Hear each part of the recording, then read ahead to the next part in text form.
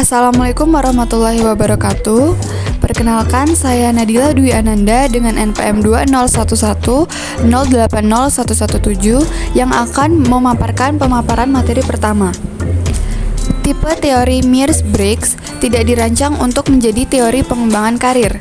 Tipe teori Myers-Briggs telah menjadi sangat populer di kalangan konselor karir karena banyak yang menentukan bahwa teori ini dapat diterapkan pada pekerjaan mereka dengan klien.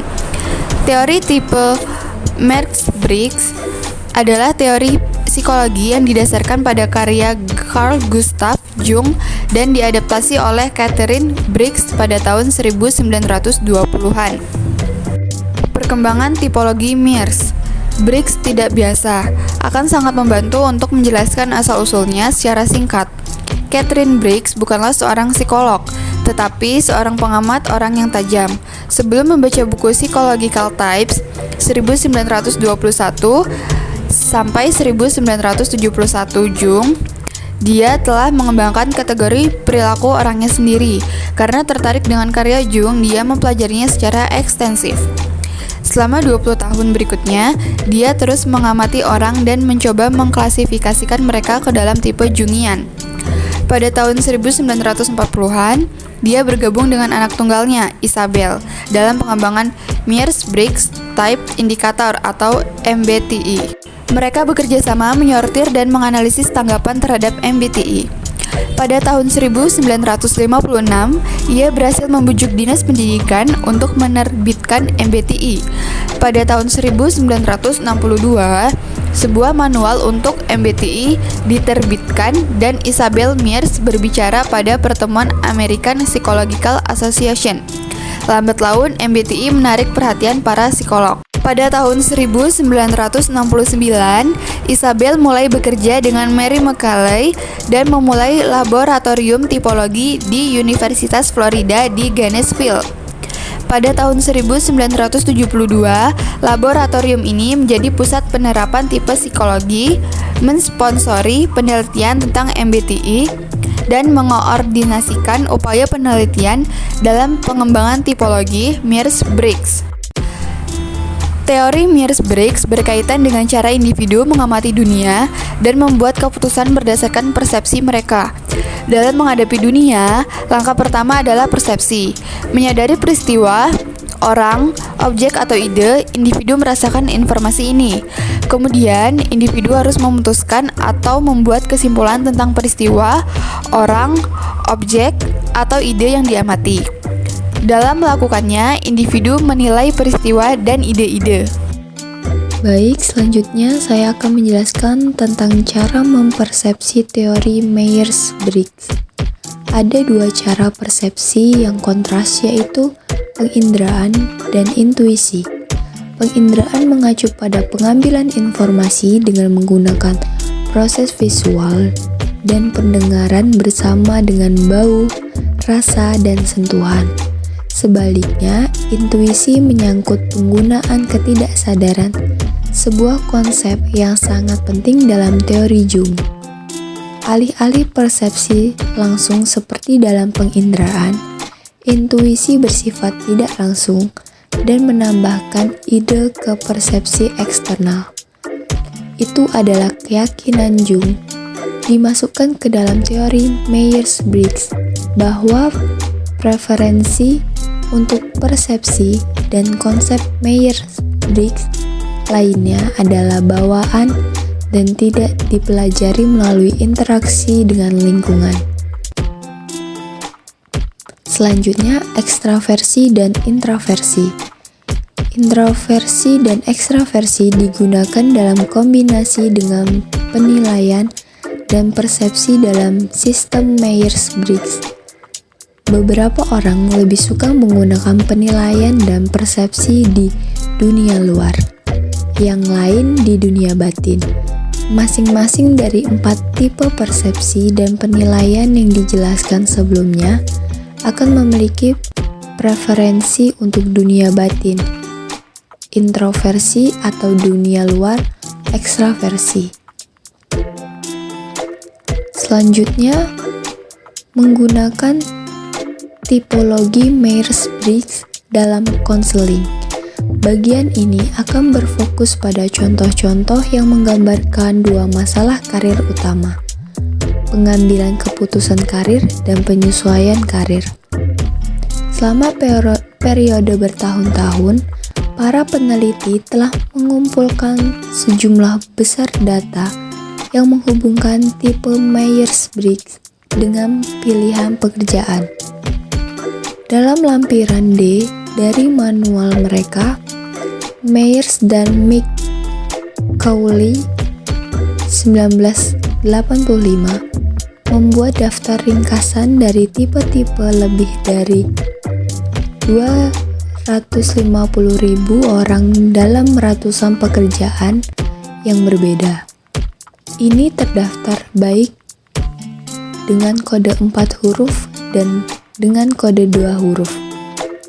Lebih banyak data tersedia di Atlas of Tables pada tahun 1987 yang mencakup lebih banyak informasi tentang kelompok pekerjaan dan kode mereka.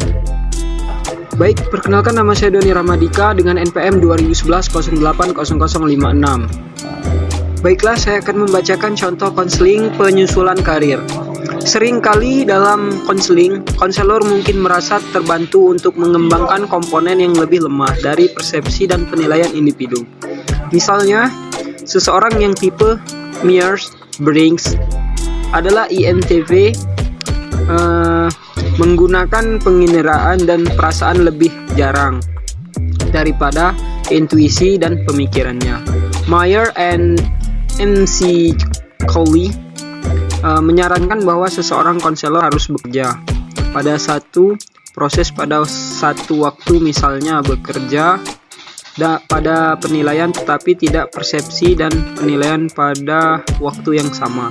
Lebih lanjut, pekerjaan harus sadar dan terarah dan konselor tidak boleh membiarkan proses lain mengganggu konselor ketika bekerja dengan orang-orang yang mengalami kesulitan dalam pekerjaan.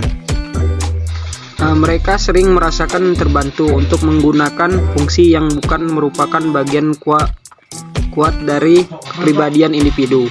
Fungsinya yang lebih lemah ini disebut fungsi tersier dan interior. Mereka dijelaskan secara lebih rinci dalam publikasi lain, seperti Myers and McCauley atau 1985 dan skema dari Borbelt 1982. Contohnya penggunaan fungsi yang lebih lemah berikut ini. George adalah penduduk asli Amerika berusia 45 tahun yang dibesarkan di New Mexico. Dia sudah menikah dengan 2 anak remaja. Dia memiliki gelar doktor dalam biologi dan telah bekerja di sebuah rumah sakit penelitian kanker besar. Untuk melakukan penelitian dasar selama 12 tahun terakhir, 2 tahun lalu dia ditugaskan sebagai tim peneliti. Kemajuan penelitian telah membuat frustrasi. Akibat 5 orang timnya menjadi kesal satu sama lain. 2 anggota tim tidak berbicara satu sama lain. Supervisor George prihatin dengan kurangnya kemajuan ini. Anggota tim George telah berbicara dengan supervisor tentang fakta bahwa ada banyak ketegangan di antara anggota kelompok. George baru-baru ini mengeluh nyeri dada setelah diperiksakan secara menyeluruh oleh dokter.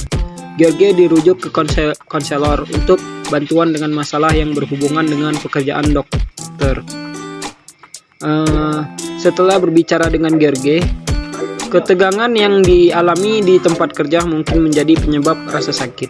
Meskipun agak enggan untuk mencari konseling dengan perasaan bahwa dia harus mampu menangani sendiri masalahnya, George telah kembali untuk pertemuan keduanya dengan konselor. Setelah pertemuan pertama dia menyelesaikan indikator tipe Myers-Briggs.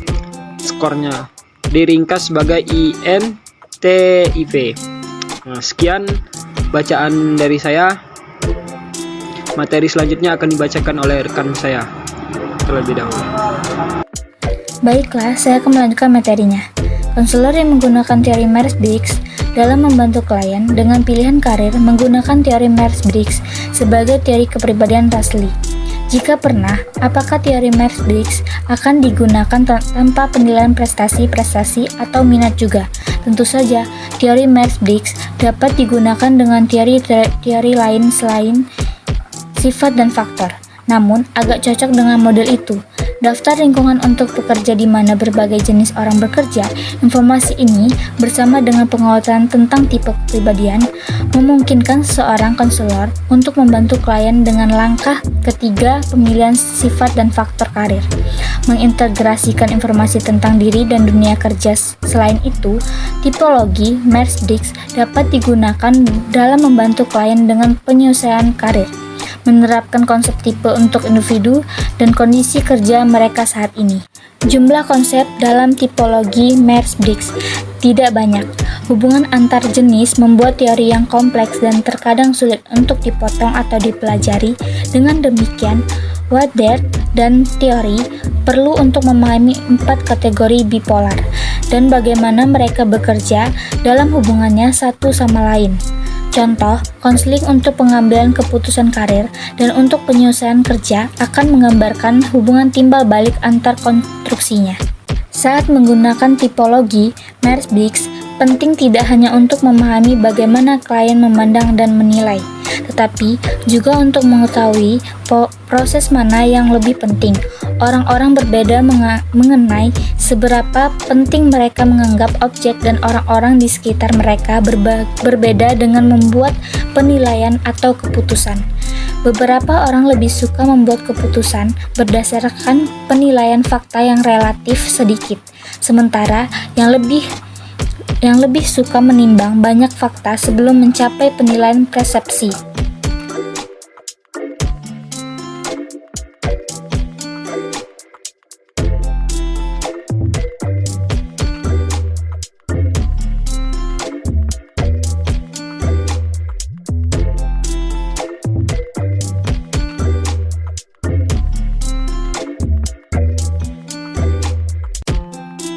Sekian dari video kami, saya akhiri. Wassalamualaikum warahmatullahi wabarakatuh.